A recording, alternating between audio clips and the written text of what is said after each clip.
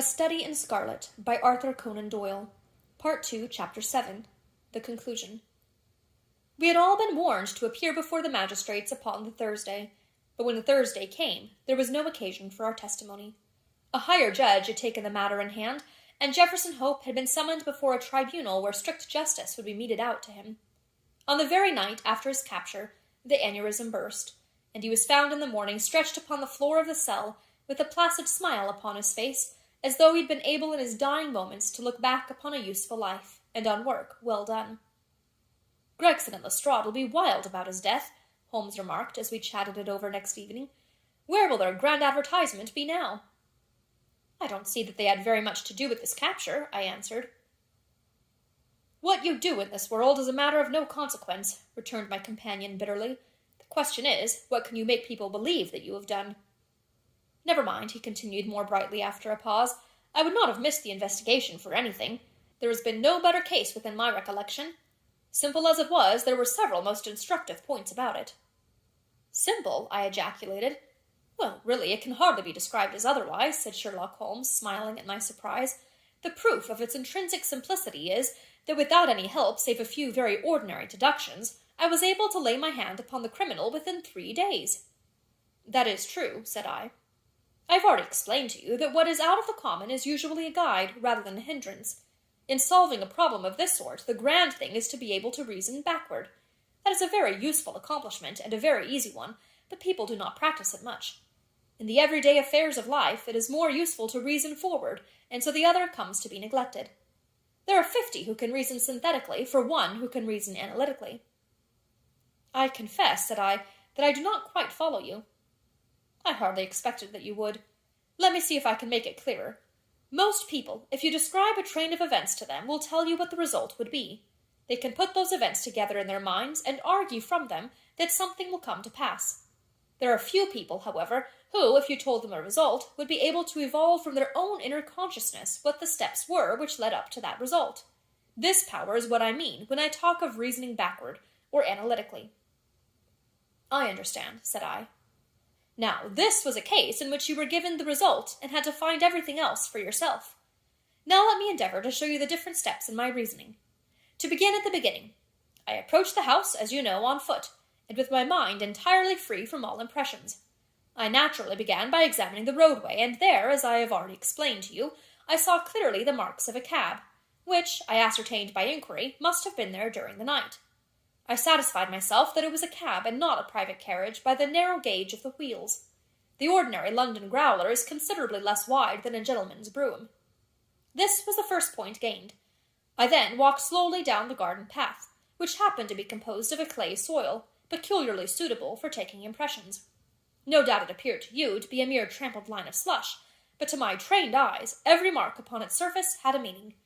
There is no branch of detective science which is so important and so much neglected as the art of tracing footsteps. Happily, I have always laid great stress upon it, and much practice has made it second nature to me.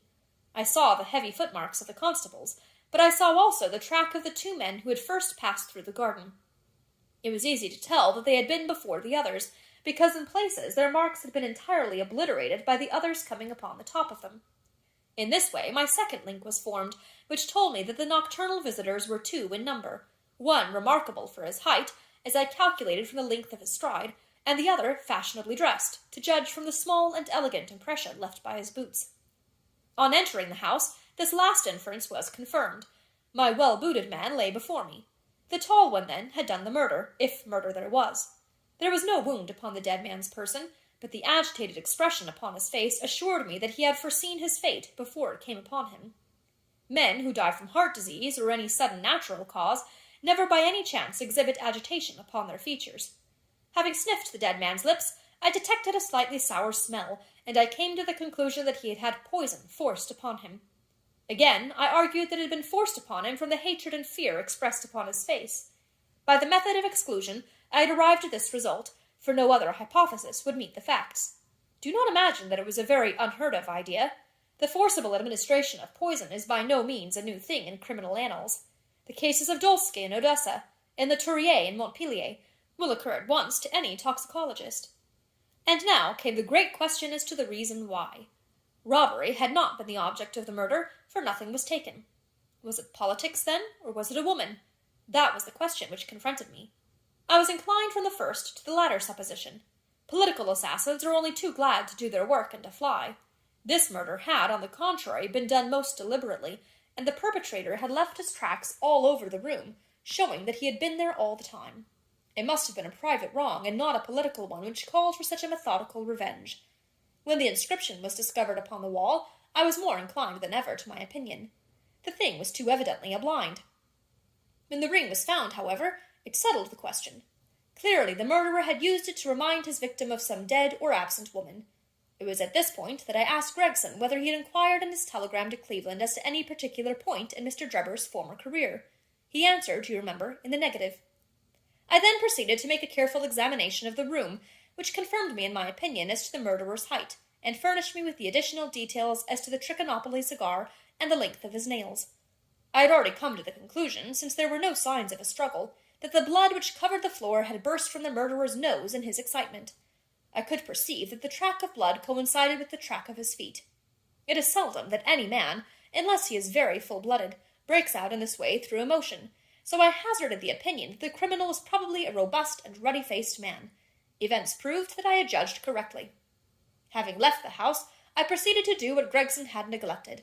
I telegraphed to the head of the police at Cleveland, limiting my inquiry to the circumstances connected with the marriage of Enoch Drebber. The answer was conclusive. It told me that Drebber had already applied for the protection of the law against an old rival in love, named Jefferson Hope, and that this same Hope was at present in Europe. I knew now that I held a clue to the mystery in my hand, and all that remained was to secure the murderer. I had already determined in my own mind that the man who had walked into the house with Drebber was none other than the man who had driven the cab. The marks in the road showed me that the horse had wandered on in a way which would have been impossible had there been anyone in charge of it. Where, then, could the driver be, unless he were inside the house? Again, it is absurd to suppose that any sane man would carry out a deliberate crime under the very eyes, as it were, of a third person who was sure to betray him. Lastly, supposing one man wished to dog another through London, what better means could he adopt than to turn cab-driver? All these considerations led me to the irresistible conclusion that Jefferson Hope was to be found among the Jarvies of the metropolis. If he had been one, there was no reason to believe that he had ceased to be. On the contrary, from his point of view, any sudden change would be likely to draw attention to himself. He would probably, for a time at least, continue to perform his duties. There was no reason to suppose that he was going under an assumed name.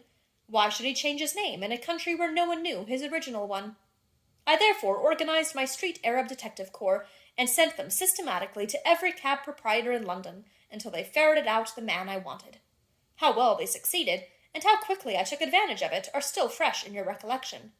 The murder of Stangerson was an incident which was entirely unexpected, but which could hardly in any case have been prevented. Through it, as you know, I came into possession of the pills, the existence of which I had already surmised.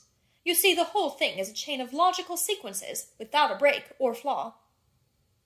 "It is wonderful," I cried. "Your merits should be publicly recognized. You should publish an account of the case. If you won't, I will for you." "You may do what you like, doctor," he answered. "See here," he continued, handing a paper over to me. "Look at this."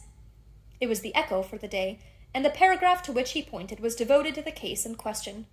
The public, it said, have lost a sensational treat through the sudden death of the man Hope, who was suspected of the murder of Mr. Enoch Drebber and of Mr. Joseph Stangerson. The details of the case will probably be never known now, though we are informed upon good authority that the crime was the result of an old-standing and romantic feud, in which love and Mormonism bore a part. It seems that both the victims belonged in their younger days to the Latter-day Saints, and Hope, the deceased prisoner, hails also from Salt Lake City. If the case has had no other effect, it at least brings out in the most striking manner the efficiency of our detective police force, and will serve as a lesson to all foreigners that they will do wisely to settle their feuds at home, and not to carry them onto British soil. It is an open secret that the credit of the smart capture belongs entirely to the well-known Scotland Yard officials, Messrs. Lestrade and Gregson. The man was apprehended, it appears, in the rooms of a certain Mr. Sherlock Holmes, who has himself, as an amateur, shown some talent in the detective line, and who, with such instructors, may hope in time to attain to some degree of their skill. It is expected that a testimonial of some sort will be presented to the two officers as a fitting recognition of their services. "Didn't I tell you so when we started?" cried Sherlock Holmes with a laugh. That's the result of all our study in Scarlet, to get them a testimonial. Never mind, I answered. I have all the facts in my journal, and the public shall know them. In the meantime, you must make yourself contented by the consciousness of success, like the Roman miser.